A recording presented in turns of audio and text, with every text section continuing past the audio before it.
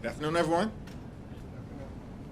Yesterday was a big night for America and a big night for the Democratic Party. As candidates across the country, up and down the ballot, decisively defeated MAGA Republicans in an extraordinary rejection of the extremism that the American people have been experiencing since day one of Donald Trump's presidency, and an embrace of the Democratic vision to make life better for everyday Americans. As Democrats, we will continue to make clear to the American people that you deserve better, and that we're focused on driving down the high cost of living, fixing our broken healthcare system, and cleaning up corruption in the Congress, in the courts, and in the White House, so we can actually deliver an America of the people, by the people, and for the people. Democrats have all of the momentum in the world. Republicans woke up this morning and realized that they are no longer in a 2024 electoral environment. That's over, and they're done.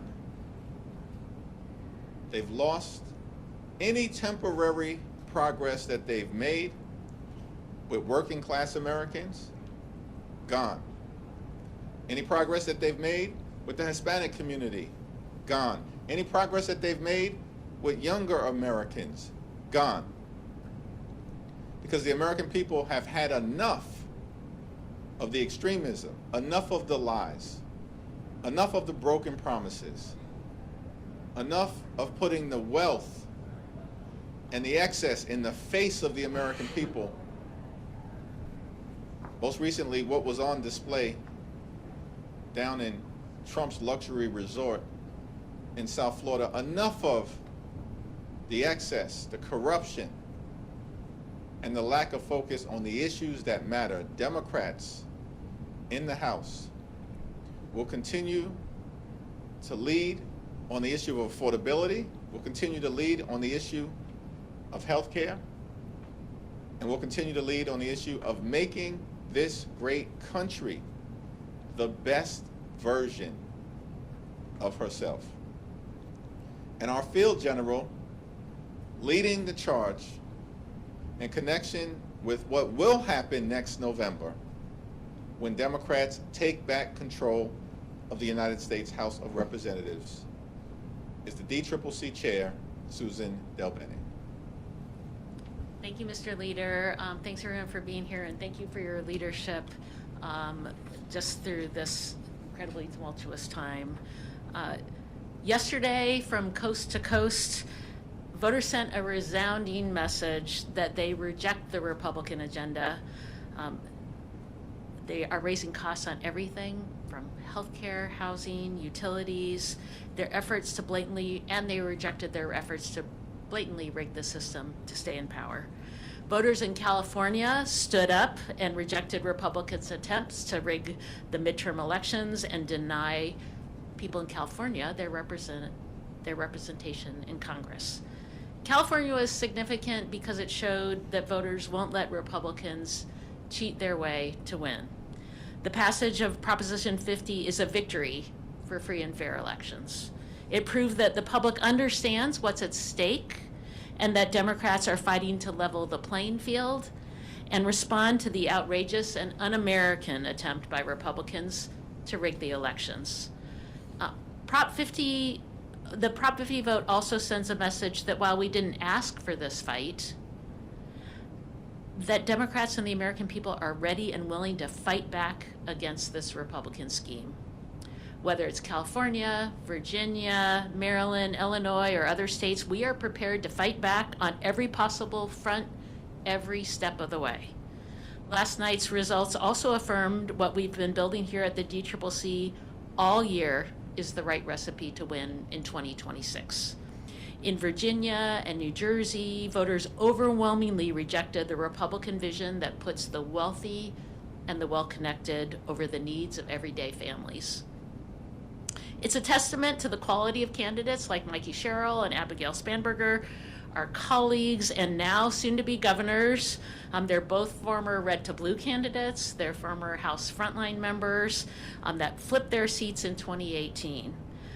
For the midterms, we're recruiting the same types of candidates. House Democrats are running incredible patriots all over the country who are raising their hands to serve their communities.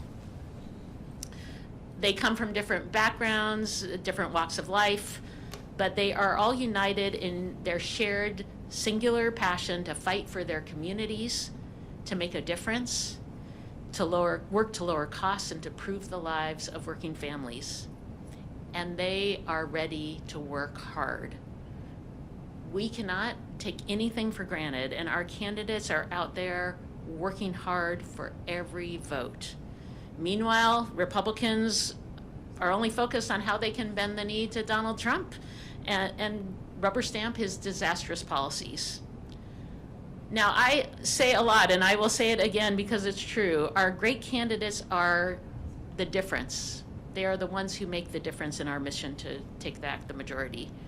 Great candidates actually take the time to listen to their communities.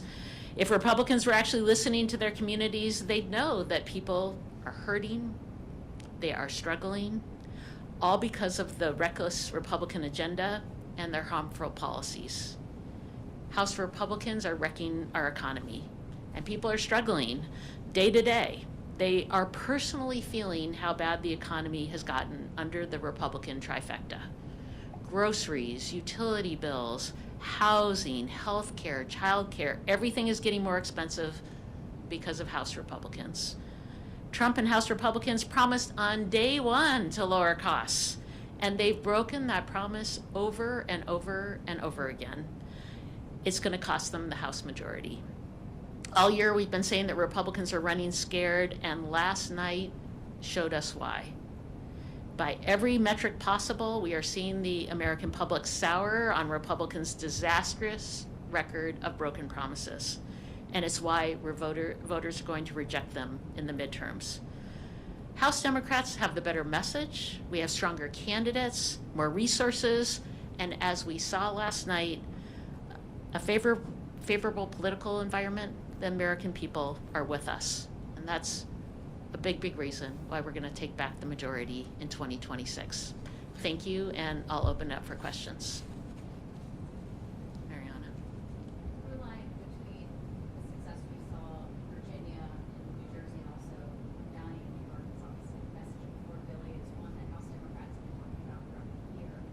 We know that's going to be number one plank on whatever agenda you will have, but what other lessons, what other issues stood out to you all from last night that will also be part of this House Democratic agenda to bring back? Well, it is the number one issue, and it was the number one issue in 2024 as well. And one big reason why we overperformed in the House, picking up seats on the Democratic side, was because we had candidates talking about economic issues, talking about those pocketbook issues on the ground. And it absolutely continues to be the top issue. Like I said, housing, healthcare, childcare, energy costs, groceries, all going up because of Republican policies. And people see that, they feel that. You saw people cast their vote knowing what's happening right now. We have candidates across the country who are talking about that. So that is having great candidates talking about the issues that matter, working hard, and actually listening to people is a huge reason why we win. Affordability is definitively the decisive issue, as we saw last night, and our candidates now, governors-elect or mayors-elect, are on their way to serving the communities that they sought to represent, because they leaned in aggressively on driving down the high cost of living and addressing the affordability crisis that we have throughout America. In an environment where Donald Trump promised to lower costs on day one, but costs haven't gone down, costs are going up. Trump tariffs are making life more expensive for the American people by thousands of dollars per year, and the American people know it. Housing costs are up, child care costs are up, grocery costs are up, electricity bills are through the roof, and now throughout this 36-day Trump Republican shutdown, the American people know that for tens of millions of folks, their healthcare premiums, copays, and deductibles are about to skyrocket at levels that will make accessing a doctor unaffordable for them because of the Republican refusal to extend the Affordable Care Act tax credits.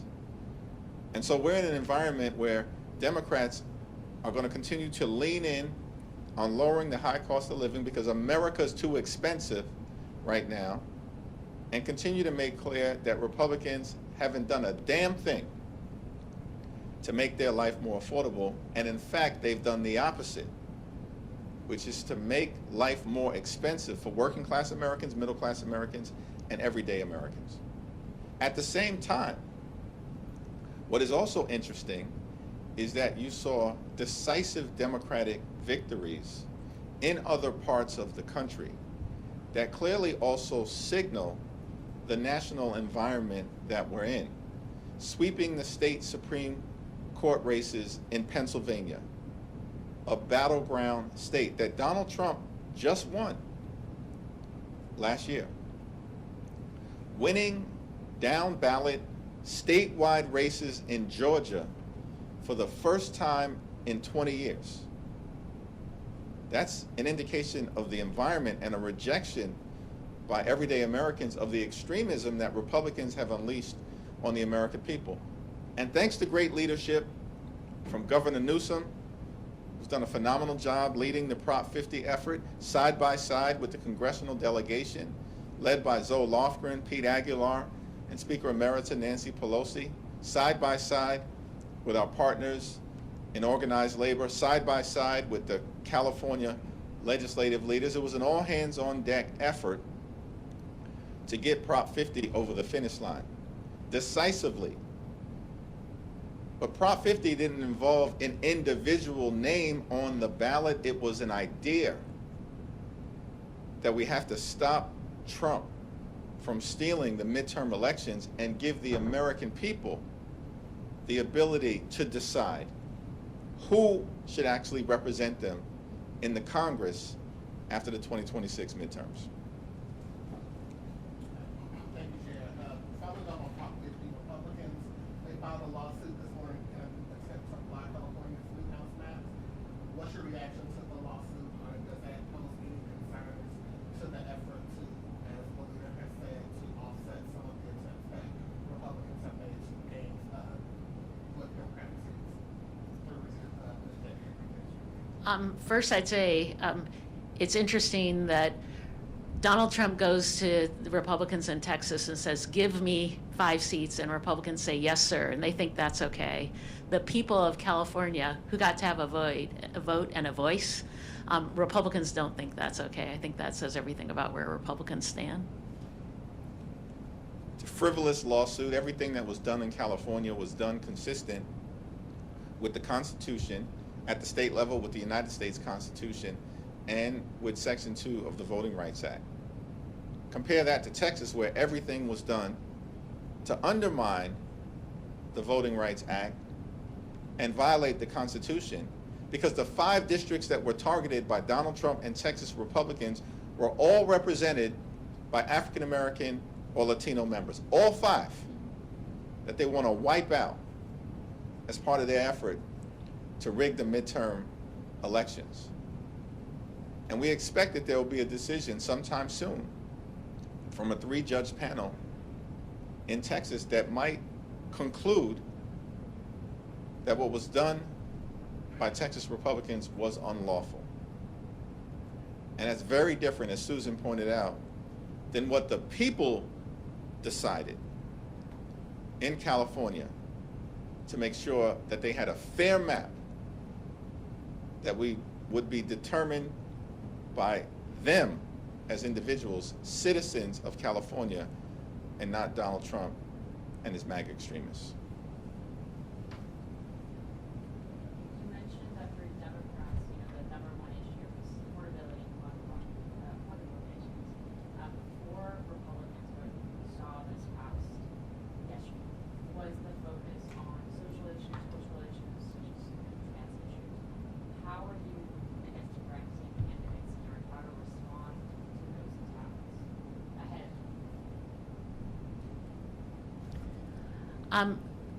Candidates talking to people on the ground, talking the issues that matter, taking issues head on. That's how we win in purple districts. And we have candidates doing that. You saw that with Abigail Spanberger and Mikey Sherrill in their races. Talking about Republicans have nothing to talk about. They are not talking to people about the issues. They're focused on the pocketbook issues that are impacting their communities. Mikey Sherrill, Abigail Spanberger, great examples, but across the board, talking about issues, taking things head on, and I think that's why their campaigns were so strong. And we saw this last cycle too, folks talking straight on to issues that Republicans were raising, talking to their communities, having authentic leaders who stand up for their communities. That's how we win. Abigail Spanberger focused on 3 issues: affordability, as it relates to housing and healthcare and utility prices. She focused on job creation in a state where Donald Trump and his administration have attacked the people of the Commonwealth of Virginia and have caused the economic growth that should otherwise be taking place to collapse, and that in fact is occurring under a Republican governor in Virginia as well. And then Abigail focused on the highest quality education for the children of the Commonwealth of Virginia. Abigail Spanberger focused on the issues that matter. Here's what Republicans did. They spent tens of millions of dollars trying to weaponize the transgender issue. It failed. And they spent tens of millions of dollars criticizing Abigail Spanberger for deeply inappropriate text messages that were sent by the Attorney General candidate, but not a dime in actually talking about what they would do for the people of Virginia, because Republicans have nothing but a failed track record and a bankruptcy of ideas. But that playbook failed spectacularly. In fact, the Democratic candidate for Attorney General won, and it wasn't even close by the standards of Virginia. 5 points, let alone Abigail Spanberger winning by 15. So this guilt by association playbook spectacularly failed because Democrats are staying focused on the issues. 2018, it was pretty controversial when the DCCC leadership got involved in primaries. There's a lot of crowded primaries for open Democratic seats right now. There's a lot of crowded primaries to take on vulnerable Republicans. There's a lot of insurgent candidates challenging incumbents. What is the DCCC's policy going to be when it comes to influencing those primaries? Our policy is the same policy we've had since I've been chair. You know, we have great candidates running, sometimes multiple great candidates running in primaries, and they are going to work hard to earn support in their communities to differentiate themselves. We have, in a small number of cases, gotten involved. Janelle Bynum, one example last cycle, where we were involved in her primary in conjunction with, delegation, many folks supporting her campaign. But, in most of these cases, the voters are going to have a decision on who the primary candidate's going to be.